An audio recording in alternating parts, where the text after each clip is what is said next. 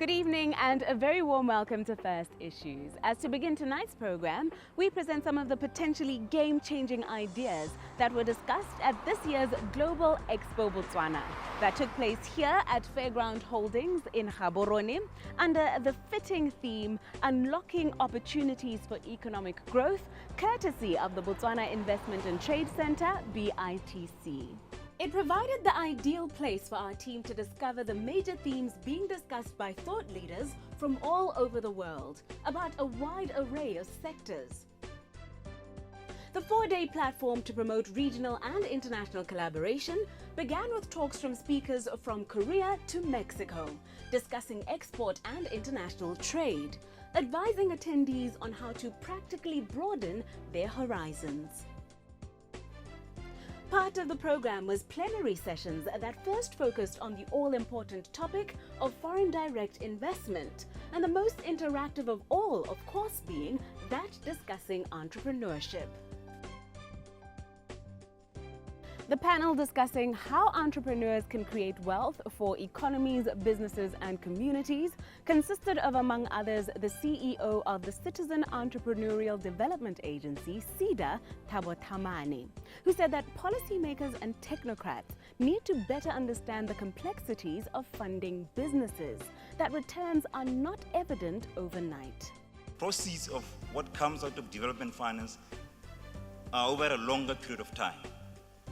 It was mentioned earlier on that in order to attract FDI, there's a time lag, 2 to 5 years. And the biggest mistakes we do is that you put a decision on the table now, you want the result at midnight. And more often than not, an implementation plan is not necessarily crafted earlier. Even a small baby, you don't get born and you walk immediately. Also on the panel was Gem Group South Africa's Group Chairman, Lebo Gunguluza, who shared his inspiring rags to riches to giving back stories. I was born in a shack, and I did not let that define where I was going. So I had a dream to build an empire, and my empire built it, and I started in the media space.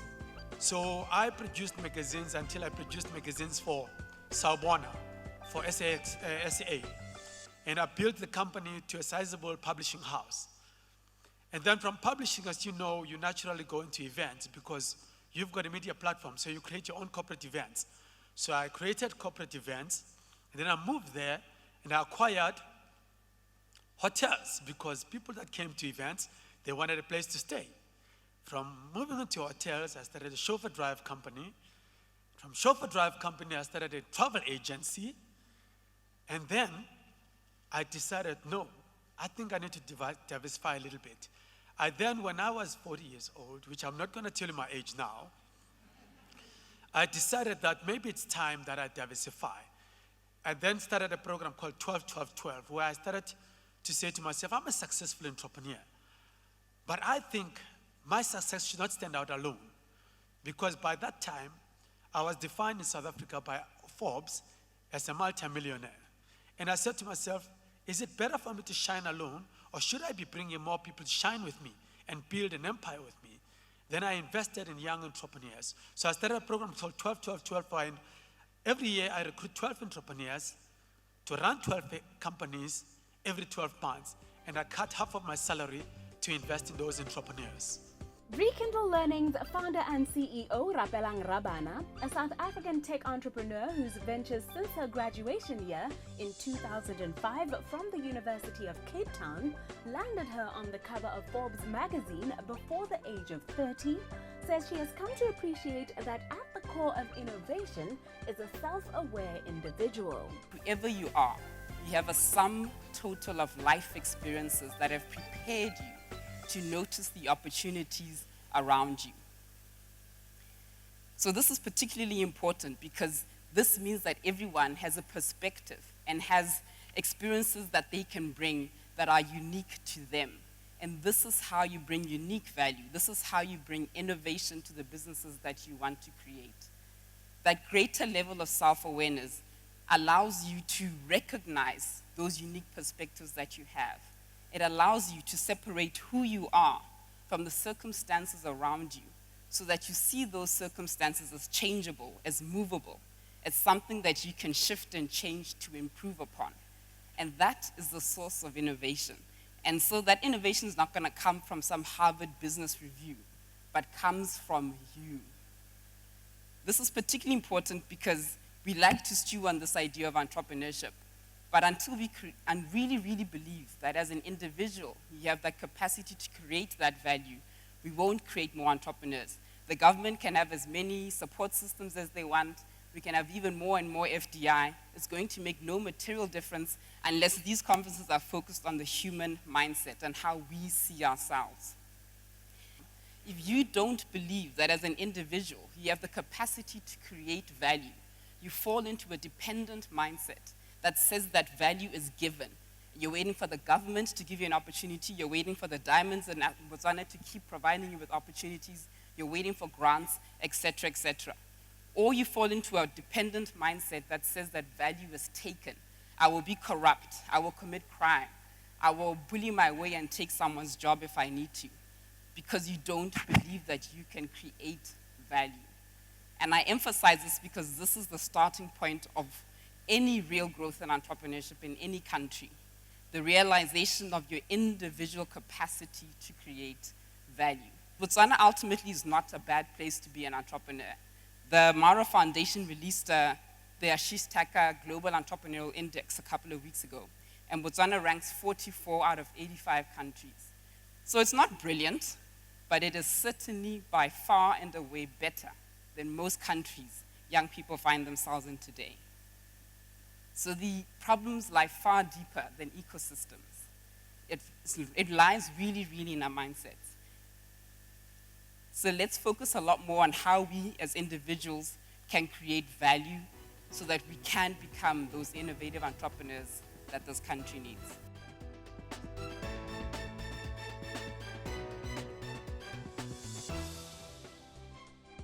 Welcome back to First Issues as we present some of the insights and ideas that were discussed at this year's Global Expo Botswana. Along with exhibitions, major plenary sessions and social events to facilitate the valuable linkages needed to promote inter-regional and international trade were smaller sectoral sessions focusing on the current trends and opportunities in agribusiness, ICT, automotive components manufacturing, as well as financial and business services. We spoke to the CEO of Singaporean company Crimson Logic, Soken Wee, on the sidelines of said sessions about his ideas on the future of ICT. He said that current trends such as social, mobile, cloud, big data and analytics will drastically change people's lives in the future, and says that Africa has the potential to be the pace setter in such innovations as it is not burdened by legacy. He explains what he means by that. Well, mobile money is a good example. You have no legacy, you can move to mobile money very, very fast. For example, in Singapore, you think that Singapore is so advanced, yet we're just starting to experiment with mobile money because we have a huge legacy with the existing banking system. They can't accept the innovation. They can't drive that. So you have the chance to just leapfrog. Saber Kilian, founder and CEO of the Automotive Association of Hungary, discussed the trends pointing to the future in his industry, as well as Botswana's potential for foreign direct investment in the automotive sector. The automotive industry is one of the most complex industry, I think, where not only machinery, not only metal parts, plastic parts, but a lot of electronic parts, a lot of knowledge, a lot of research and development activity. IT sector is getting more and more important. Digitalization, autonomous driving. There are a lot of changes in the automotive industry nowadays. So we also try to attract not only manufacturing companies but research and development activities. It would be very important to move up the value chain in the automotive industry to support the small medium-sized companies, which is not easy in the automotive industry because the small medium-sized companies should plan for 8, 10 years ahead, they should understand not only the technology, but they should have very good financial background also. So we also try to do this, and still we are doing that. It's a long process. If there is a saying that if you would like to be successful, that road is under construction all the time. So we do that, and what I say that if you wish to develop the automotive industry and other sectors, there are a lot of opportunities, a lot of investments could come also in your country. The key issue is how good are your people, what is the education level. The most important decision-making factor practically in these automotive related or in other sectors also, how good people you are, what is the quality, what is the quantity also. It depends on what size of investment you would like to attract. That was just some of what was shared at what is becoming an increasingly important platform for international collaboration, the Global Expo Botswana. But you can keep the conversations going on both our Facebook and our Twitter pages. Up next is another issue of interest.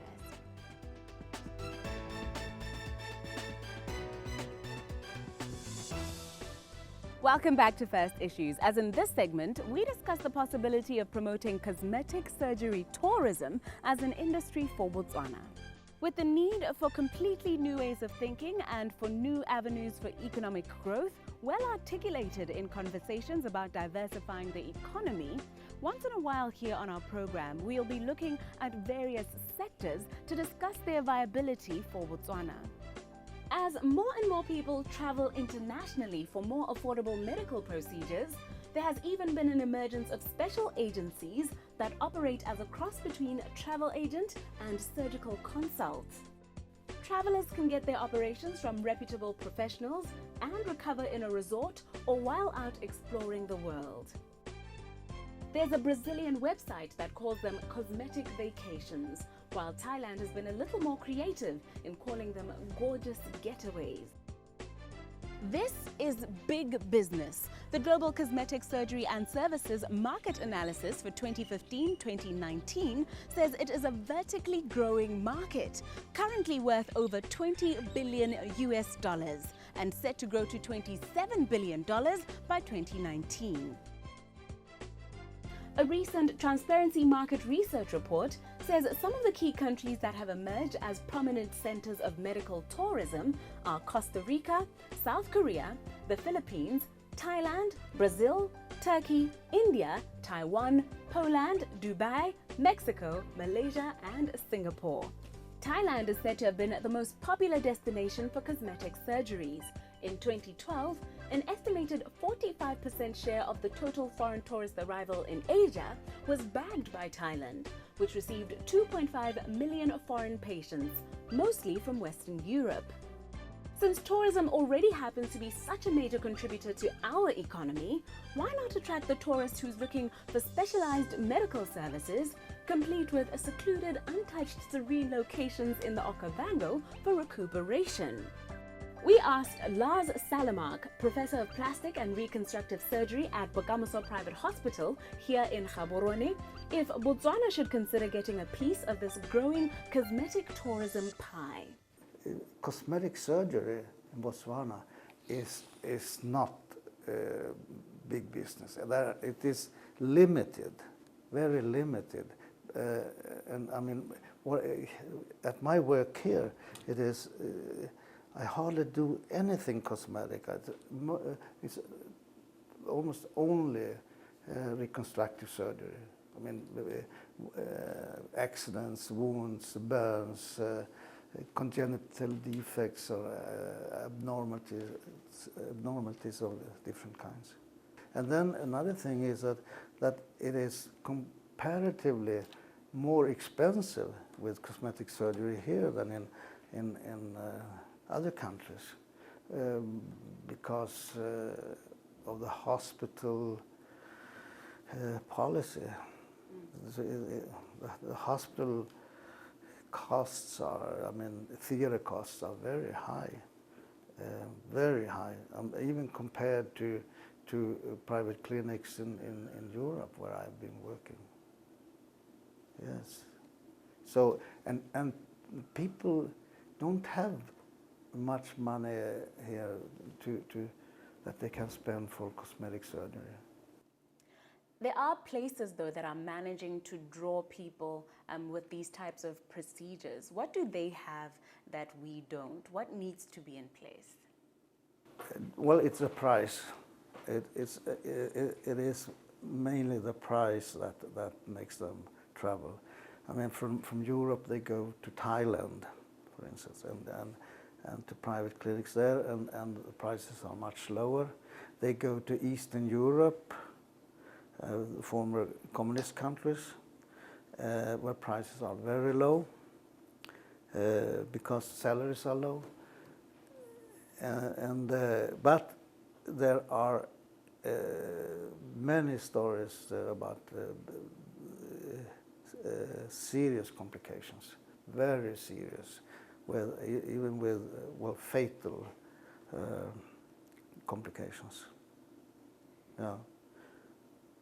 So you always take a risk when you just travel to a clinic because they have a low price, and you don't know what the quality really is there. Do you share the professor's sentiments? Share your thoughts with us on this topic and you could be rewarded with some First Issues goodies.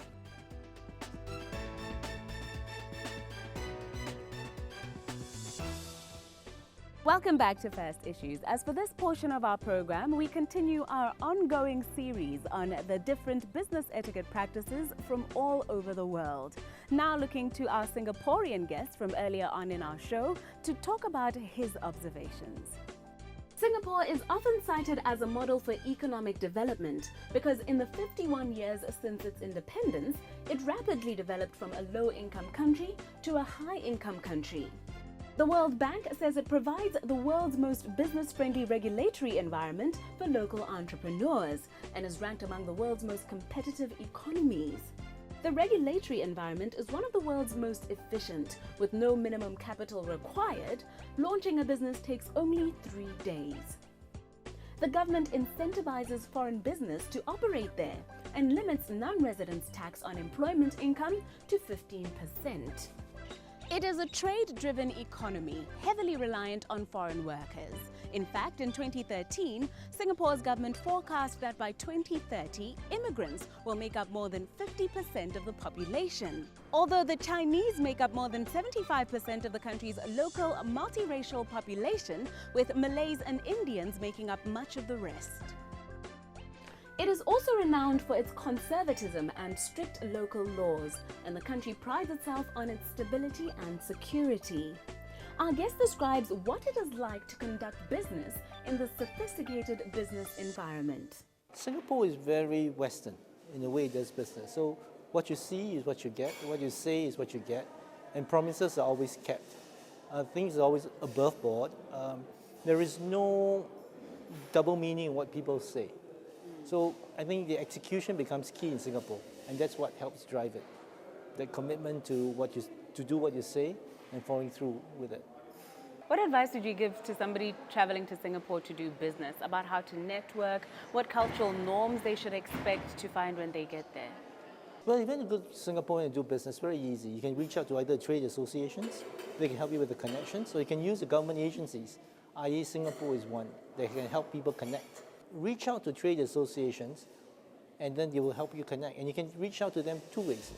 Either you write to them, or better still, use Facebook, use social media, use those channels to connect. There's other people who can jump in to help you. What of ease of doing business? Singapore is renowned for being very open to foreign investment and international trade. Is that still the same, or have you moved to a more protectionist stance in recent years? I heard that in a conversation earlier on, Botswana is a small market. Singapore with 5 million people, it's a small market. The only way Singapore thrives and survives is by being inclusive. If you look at Singapore today, Its GDP per capita is number 3 in the world. You get there not by doing things in a closed way, but being very open. Because there's no natural resources, nothing. What have been your observations about the way we conduct business here in Botswana, the way we relate to each other in that sphere?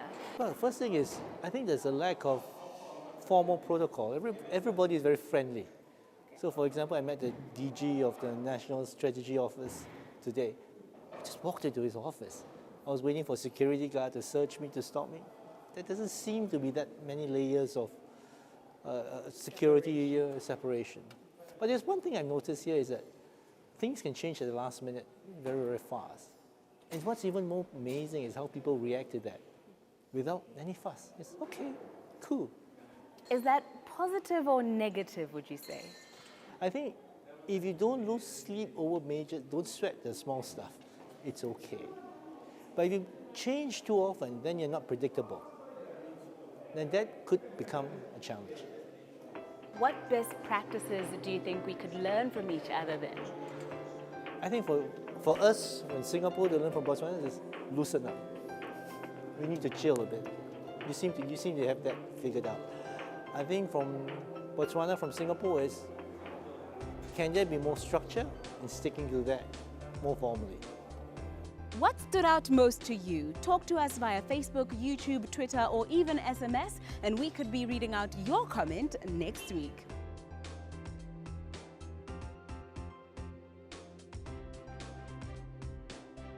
Thank you for watching tonight's program. We now read you the winning comment that came in via our SMS line from Brenda Makaba. Originally from Mahalape, she says, but currently living in Nata. Brenda says, First Issues is a ringing alarm to every businessman and businesswoman to wake up from their dreams and start putting them into reality. To open their minds to think locally and internationally, because with these two, every goal can be achieved in every business. Thank you for writing in, Brenda. Look out for a little token of appreciation from us to you headed your way. The rest of you watching at home can also write in and participate in our Facebook poll to help us continue to improve our offering to you. Our safety tip this evening is delivered by the Police Commissioner, Kiabezo Makgope, who spoke during an occasion where the Botswana Alcohol Industry Association, BAIA, handed over 150 cases of pre-packed water for use by the police at the roadblocks that will be put up over the festive season. He asked that truck drivers and slow-moving vehicles remember to exercise road courtesy at all times for all our sakes. The truckers and slow-moving vehicles, I think there's something that we call road courtesy. It is not about Botswana having no minimum speed limit. Please, if you are driving slowly and you realize that there are a lot of vehicles coming from the back, wherever you can find space, pull off and allow other people to pass. Because if you accumulate a lot of traffic behind, there's a high risk that someone is going to try and overtake when maybe the circumstances do not permit. I think that is called road courtesy. It is not that we are saying we don't have the right to use the road, but we are saying the moment you pull off, you could be saving some lives.